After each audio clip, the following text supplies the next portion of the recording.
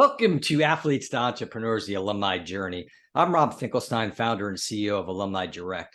We've set out to create a platform to help alumni to network and connect through their various affinity groups, whether it be college alumni, fraternities, sororities, or athletes. We give them a place to go.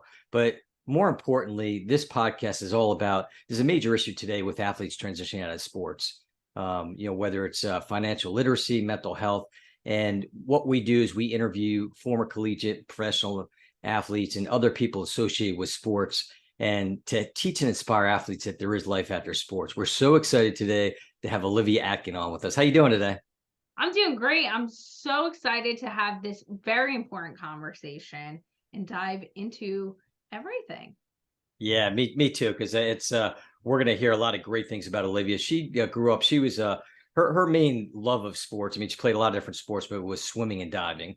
And then ultimately she became a team manager and parlayed that into a sports management career. But now, more importantly, she is, I mean, we were talking about this before, my head's kind of spinning. So she is the CEO and founder of Achieving Success LLC, which we'll hear more about.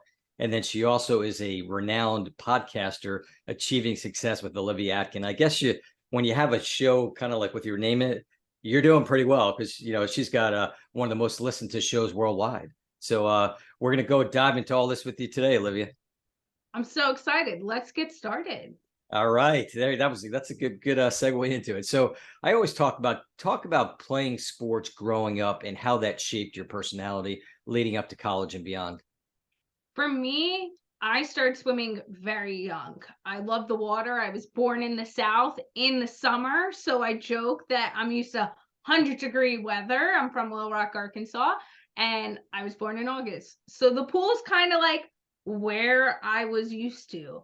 And to this day, I joke, you find a body of water, I will probably be there. Once I'm there, I'm set.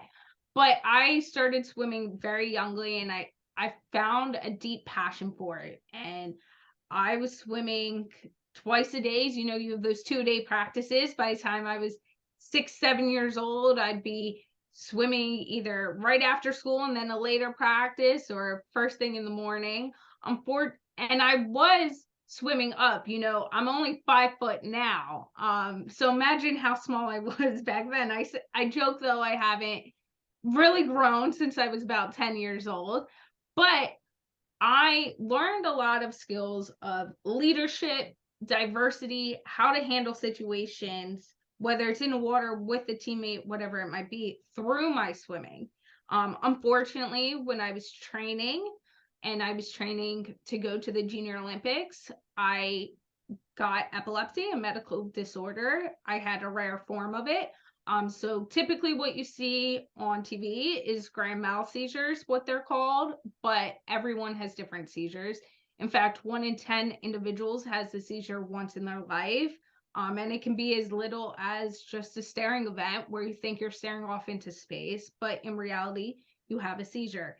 One of the things epilepsy creates is a lack of oxygen to the brain. So imagine being underwater and then not being able to breathe. Doesn't really mix well.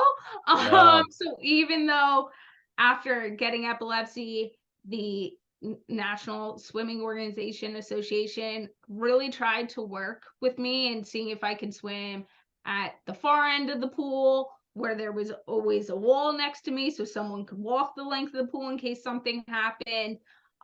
It just really started to hinder how I looked at sports, and I really felt like at that moment in time, I had great success within my swimming career. I was 9, 10 years old, swimming with 15, 18-year-olds and beating them. And I really accomplished a lot of my goals that I said at that point, it's time for me to walk away and see where my life takes me.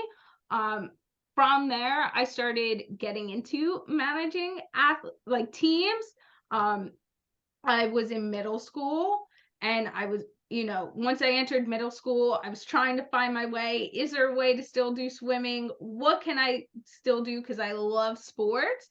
And my 8th grade year, my gym teacher from elementary school, actually, that I remained very close to, ended up becoming a gym teacher at my high school. And he was like, when you come here next year, I want you to manage our wrestling team. And that's really how it started. Is when I went into high school, he was like, you can do this. I'm going to teach you things. You're going to manage the guys, and we'll go from there. And within 4 years, I was managing not just wrestling, but football, baseball, and lacrosse. And it was a great journey. But during that time, I was able to come back as an athlete myself and find my love of being in the water in a different perspective through diving. And I actually, at the time, my senior year, actually broke the state record in diving. It was a way for me to still connect with the community while seeing the perspectives of managing athletes, managing their time and those responsibilities, and being part of what I love as well. It sounds like that definitely shaped me for all that you do today, and we'll hear a lot more about it. That was a big impact, and even kind of having it taken away from you in a sense, but then immersing yourself in sports and in a sense taking your leadership skills to the other side of it, and helping lead these athletes, which we'll kind of get more into. So one of the things that I talk about sometimes, and because of your age, being more in this side of social media and things like that, talk about your perspective on social media. Maybe I'm sure like when you were, it was probably starting to come out back when you were in high school or college, at least, or right out of college. But talk about managing social media, the positive and negatives, and giving some advice to athletes from that perspective. So there's a lot of different things. I always go by the motto with my athletes, or even on my personal page. If you have a grandparent, currently all my grandparents have passed away, but it's the same theory. If you wouldn't want your grandparent to see that by like just going on the internet and seeing something, if you think they might get upset at you or might not be thrilled, then just don't post it. That's my motto of just like, if you would be concerned of someone else seeing this, whether it is a grandparent, a parent, a friend of yours maybe looking at you differently, or it might, take away an opportunity, then it's not even worth putting it out there. That can be hard in depending on where you are, or just wanting to post something, being super excited about it.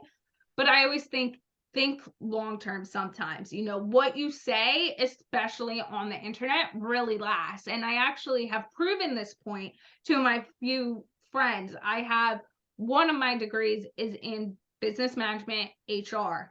And when I was in college and managing my college team and everything, I actually brought in an HR professional who, obviously, jobs cannot disqualify you for your social media platforms. But people started to, at that time, as social media was growing and not always making the best decisions with what they post, was like, oh, if I change my name, right? If I change the name to my first name, middle name, and just don't put my last name, or if I delete my account, you'll never be able to see any of the stuff I post. And it was really eye-opening when this professional came in and was like, actually, if I just put your name on this platform, it's going to give me everything you were ever tagged in. MySpace had been like kind of closed out at that point, but if you Right. had a MySpace page, whatever it might be. And some of my friends who had deleted their accounts were like, you're not going to be able to find me. This will be fun. And within 2 minutes, they had their MySpace name, their Facebook account, Instagram, and all those have been deleted. So really, I say, if you don't want it out there, at any point in time, just don't do it.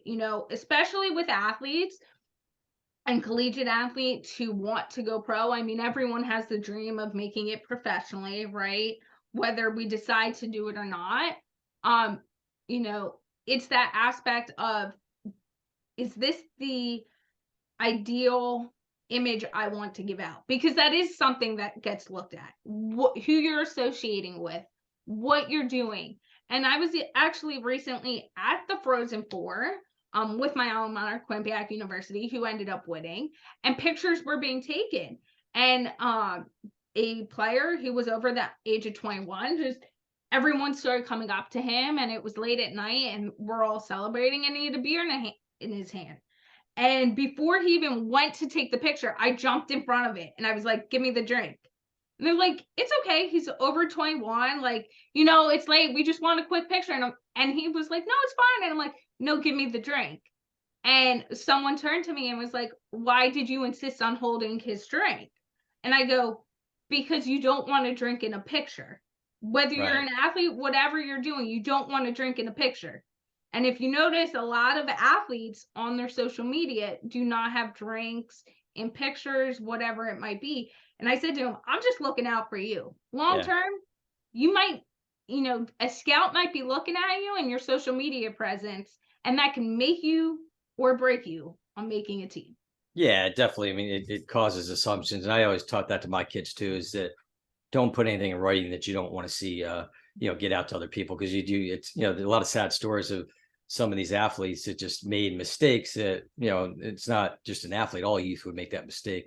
So, let's talk about, something's big and obviously part of the show is athletes transitioning out of sports. And one of the things that we're looking closely at is talk about at your school, when you were there and maybe now if they've made any changes or what you've seen based on other athletes, the education that's out there to help athletes transition out of sports. Was there anything going on with your school at that time, and has anything changed? I think that no matter where you are, whether it's college or pro, there can be resources at your disposal.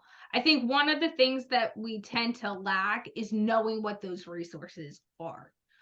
So when I was at Quinnipiac, I knew some people who worked in the front office, making sure your grades stood where they were. If you needed help with something, they were there. But the actual resources of how do I mentally prepare to transition out of playing a game, a sport that I've done my whole career?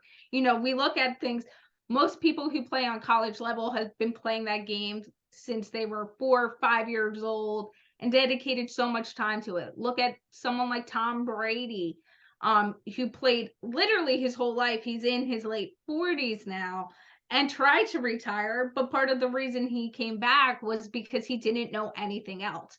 So I think there's resources out there, but it's really the aspect of knowing what those resources are, knowing how to ask for them, and making them front line to our athletes.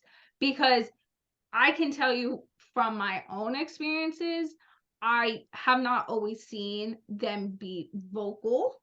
Different universities, I work with many different universities, vocal with, hey, okay, you're in your senior year. Not only now do you have to try to go get a job, but let's mind shift how you've looked at things, because your big focus has been on the game that you want to excel in, and how those skill sets can transition to what you can do post playing. And that's part of the reason I created Achieving Success LLC. And one of the things I do is I work with athletes going, okay, you played this game for so long. How do we take those tools and help build a resume that can bring you in a job that you might want to do, or get you in a room somewhere where you might want to be? How do you use your teamwork that you've been building for so long to collaborate on other ideas? How do you shift that mindset of, hey, it might be something as simple as, I play football, right? And I've worked with a lot of professional football players, and okay, you've done it for this long, and now you want to go into marketing. Well, the game of football's over, but let's look at marketing as a game, right? And how Good do way you to need look at it. and how do you need to prepare for it to get there the first day? What are the continuous actions you need to be doing and training your mind and your body for to succeed in that? What are your benchmarks of saying, I won that game today or this week or this month? And how do you get there, right? What is your Super Bowl moment today? And that can shift 6 months from now. But it's kind of looking at it in a different perspective. And I think that's part of what the gap is right now, is understanding that, especially in college, it's such a pivotal part of our lives. High school is too. But like everything, it has to end. And what happens when it ends, are there those people, that support system that you have access to or feel like you know about? Because like I said, some schools have it, but you don't know because it isn't talked about a lot. Yeah, it's that's great advice, and it's an interesting perspective that you took there of just saying, putting in their mindset about, you're an athlete and you've got, all this making it a game. I like that. That's great. That's the first time I've actually heard it put that way. And some of the things I was talking to one former athlete on one of my podcasts, and he said he played football in college and said that it would have been great if there was a 4-week workshop or a class that the athletes have to take in the semester that would prepare them in different areas. And that's something that we're looking at trying to do is going into athletic departments in college, or even back, like you said, high schools, and taking that approach of, okay, I've got this person that's an expert in financial literacy, this one in mental health, this an athlete transition coach, someone that might be great in networking and connecting, and just teaching the athletes that. But you also brought up a good point too, where you said it's kind of up to the athlete too. So I mean, I see both sides of it, and I think some schools probably do a better job of others, but I think there's definitely a need for that. So let's talk a little bit about alumni connections. So when you were in school, did you see alumni, as you're working with these different teams, did you see alumni coming back and kind of mentoring and working with the players, not from a perspective like, hey, we're coming back and we're going to like skate with you, it's hockey or play football or work out, but a bigger picture approach versus like the typical golf tournaments that alumni come back for?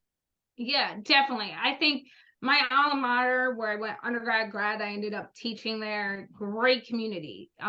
Their students in general create a very unique community environment, as we all are individuals, but we stand as one.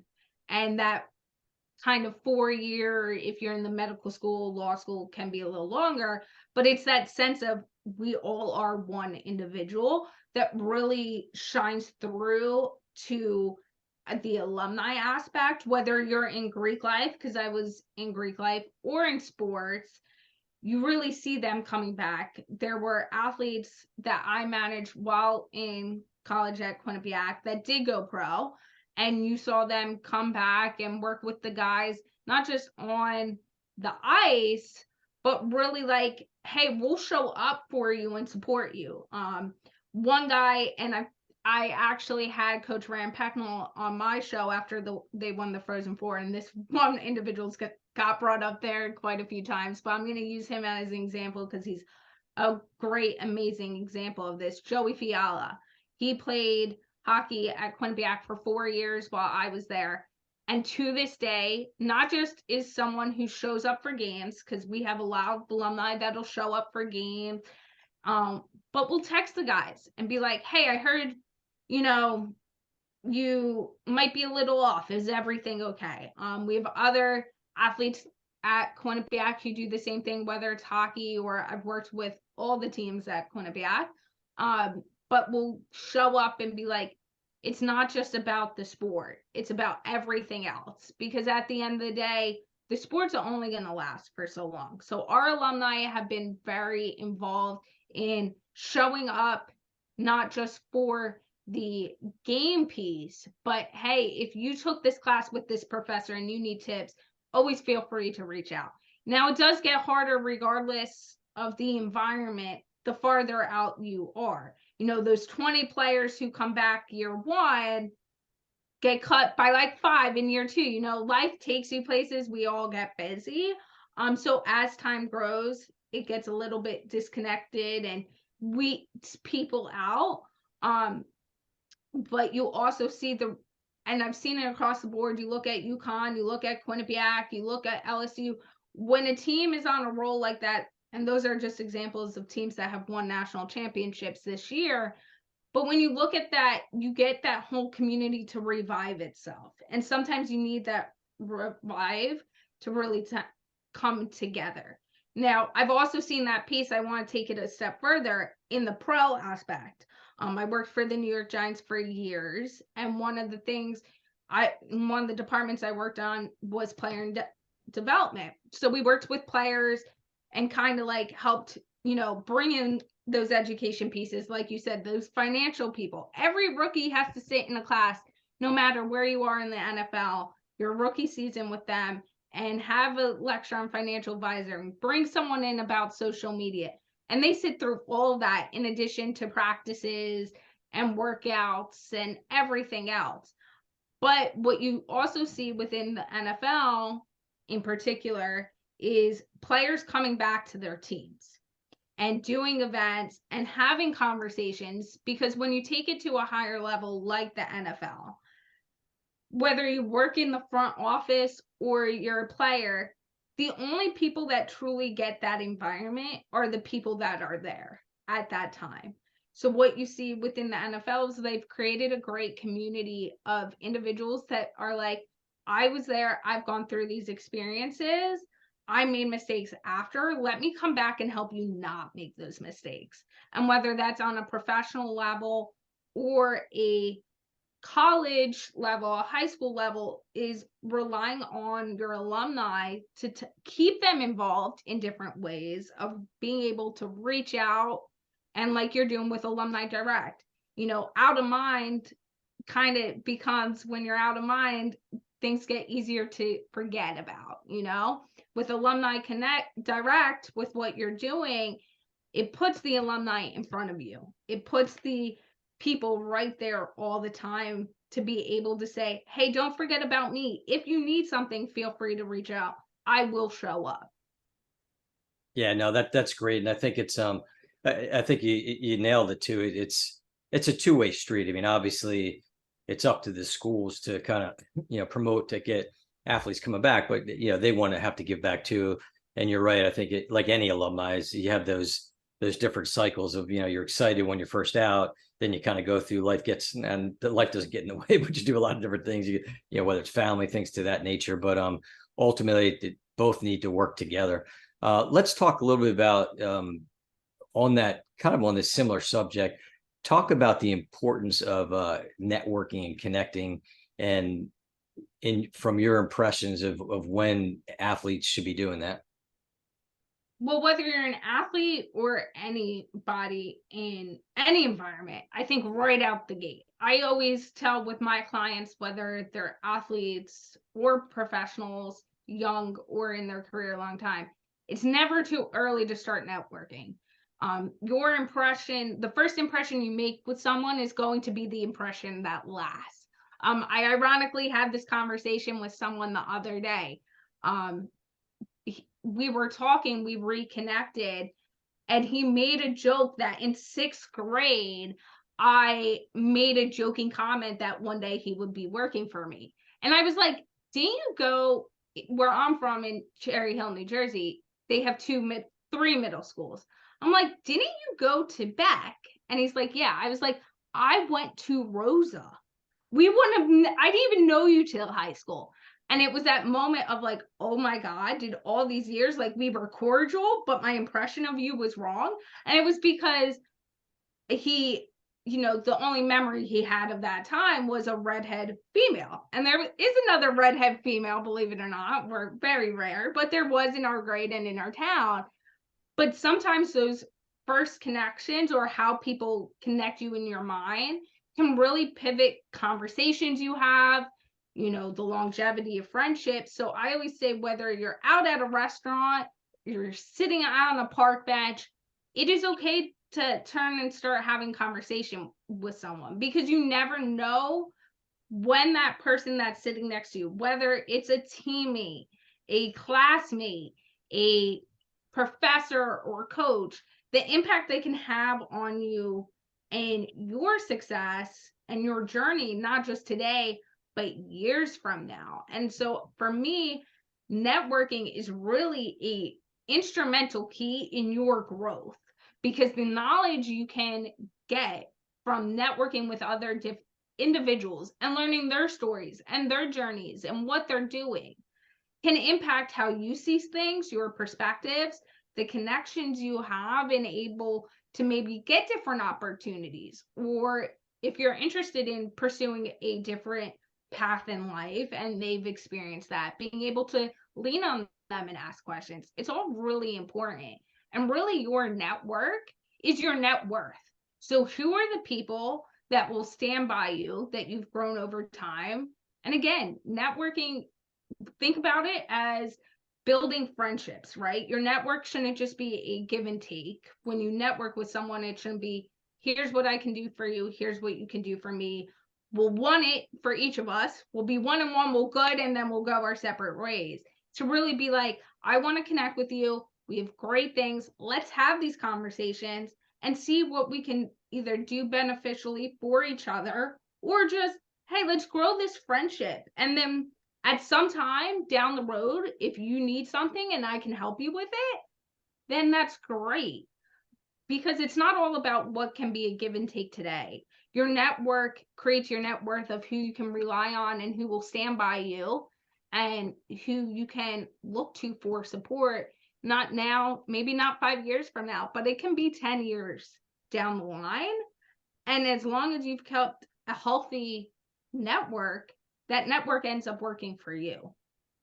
Yeah, that's great. And I mean, you hit on a lot of things. I mean, even most people don't realize that you have to kind of have that pay it forward mentality too. Like you said, is just, how can I help you? Which it's great to hear you say that. And, definitely you're mature beyond your years when it comes to like just talking about networking, because it's a great way to look at it. And I think, I was talking to one agent and he said the biggest failure that he's seen with most athletes is just the best time to do it is when they're still playing.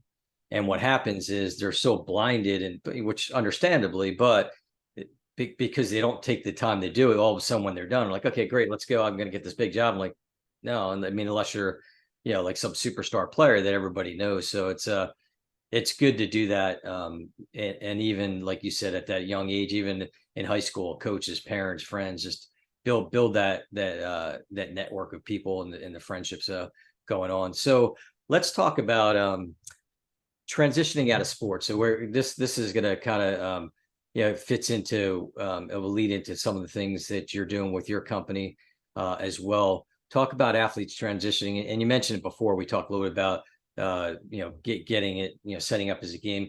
Give some more advice on these athletes, that it's not just about who they were as a player, but there's so much more life ahead, and some ideas that you can give to them. So, one of the things I always ask people is, what are you passionate about, right? So, as an athlete, we're super passionate about the game we play and that we're involved in and that community. And okay, what were you doing within that? Some athletes, as they transition out, especially out of college, they've already been thinking about their next steps, whether it's going to law school, because in undergrad, they decide to do that, going into business. So depending on where you are, you kind of know you've been building that next step. But it's also looking at the bigger picture of, okay, let's take it from the perspective of, you love your sport. We'll take basketball. You love basketball. You've played basketball. You've been getting this business marketing degree. You're not ready to fully leave your sport. Well, what within your sport has made you so passionate? What's your why within it? What is the impact that it has had on you that you would like to pay forward? Okay, now how do I tie that into your marketing degree? What can you be doing within marketing that aligns with those passions and those goals and the impact you have, someone had on you, or you'd like to make on others? How do we tie that? Is there things within basketball you can be doing within your degree at a high school, college, organizational level across the board? Is there some way to tie that in? It's not looking as the next step as closing a door on your goal journey. It's looking as the next step as adding value to what you've already been building. Your sport was your block to learning a lot of different tools and resources along the way, right?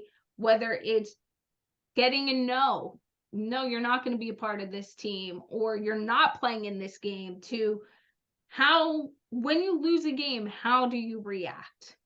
To when others are looking to you to lead, how are you leading?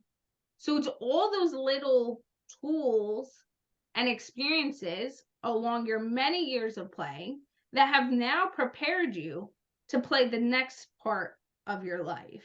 And it's looking at that way and going, okay, well, even if I'm not ready to leave my sport, how can my sport still be a part of my next chapter?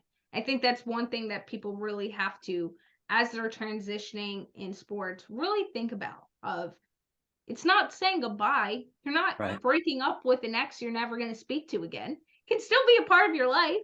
And even as we see it in marriages, sometimes when people have kids and get divorced, you can't say goodbye forever. So how do you tie that into the next thing you're doing? As well as think about when you're looking to transition, what is your mindset? And pivoting that mindset. Sometimes, you know, when you're closing a door on something, whether it's because you got an injury, because sometimes that happens in college sports. You get injured your first year playing, and now you don't have a choice. You can't play anymore. For me, it was swimming at a very young age. How does that affect your longevity? And because you will go through different phases of grief, when that chapter ends, identifying those phases, being okay with going through that journey. Because if you don't go through those phases as you transition out, and it's the acceptance, it's the grief, it's the anger, all of that, that's all okay. If you don't go through all of that, that's okay too. But understanding that as you go through those things, really working through them, because that will really make a difference on how you view that transition, and not just now and the impact it'll be making on your next step, but that impact it will have 5-10 years from now, and how you view that time in your life. Yeah, that's all. I mean, it's phenomenal advice. I think it's there is light at the end of the tunnel, and you hear a lot of sad stories, but I think we want to make more happy stories. We want people to understand that looking at that big picture, and there's a whole lot of life ahead and different things that you can do and take that passion of sports. I was talking to one guy, and he was done playing college football and knew he wasn't going to go past, so he had more of that mentality. But ultimately, he was the CEO for two successful Fortune 500 companies, and he talked about that whole athlete mentality and the skill set. So there's a lot of people out there want that out of an athlete. So definitely we encourage to use those skills moving forward. So this has been great talking about this, but now I always talk about that commercial now, because you're doing a lot of exciting things. So I want to talk a little bit about starting your business. You've already touched on some of the things that you're doing, but talk a little more about achieving success, and then we'll kind of close out talking about your podcast. Awesome. So yes, Achieving Success LLC, as I say, has 3 divisions. I have a book called Achieving Success in Career Development that actually kind of started this, as we talk about transitions, and not knowing what you could be doing today can affect you years from now or on your journey. While teaching and being involved in athletes and working with athletes, I had been approached to write a book by a publishing company. I ended up naming it Achieving Success in Career Development. And that book covers everything from resume building to how to network, how, as you're in your career, looking at professional organizations and that continuous education aspect and getting those degrees and things that you might want down the road to get that job to be on your journey. And then they actually were the ones who said to me after writing that, you should really do a podcast. And I was like, no. And fast forward, here we are. But because of that, I decided to name my company Achieving Success. And we have the book, the podcast called Achieving Success with Olivia Atkin, that brings on everyone from celebrities, professional athletes, business owners, everyday employees, to talk about what success means and looks like today to them, what they're doing, how they got there, their journey along their life in their personal and professional environments that they have gone through, the ups, the downs, and how they've grown from that. And then I have my coaching and keynote speaking division as well, where I will coach individuals, whether you're an athlete or a individual who is looking to grow personally or professionally, and it's all customizable on what areas you want to focus on. Or I go into schools, colleges, Fortune 500 companies, and we talk to those employees, and I share my story and my journey and how they can use some of those experiences and connect with them, and then take some of the things I've learned to implement into their everyday life. That's great. I mean, it's so definitely achieving success. And they where do they find you? And we'll put this in the show notes as well. So they can find me at my website, achieving-success.com. Feel free to email me at Olivia.Atkin, so OLIVIA.Atkin, ATKIN, at achieving-success.com. And definitely check out the podcast. It's grown tremendously, and we love to hear from our listeners. It's the top 10% most listened to podcast in the world right now. So it's definitely resonating with a lot of different individuals. That's awesome. As a fellow podcaster, I'd love to get to that level. So you'll have to give podcasting tips too of how to promote the people to promote their show. So you can find us at alumnidirect.com. If you can go to our YouTube page, you can find us on all the different various podcast networks. Follow Athletes, Entrepreneurs, the Alumni Journey. We encourage it to listen to the various shows. Have been great. There's a lot of good tips, and we really want to make a positive impact on people transitioning out of sports and showing that, again, there is life after sports. So thank you so much again, Olivia. It's been fantastic. Thank you for having me on.